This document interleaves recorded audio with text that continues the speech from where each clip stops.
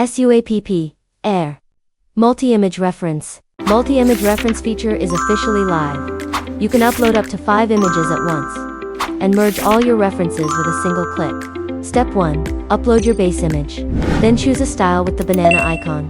You'll find it across different categories. Step 2. After entering editing mode, go to Style Reference. You can select ready-made images from the built-in library, or click the button in the top right to upload your own local assets. Step 3. Click the plus icon to keep adding reference images.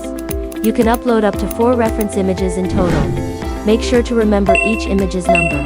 When writing your prompt, you can refer to them as Image 1, Image 2, Image 3, to precisely control what you want to reference.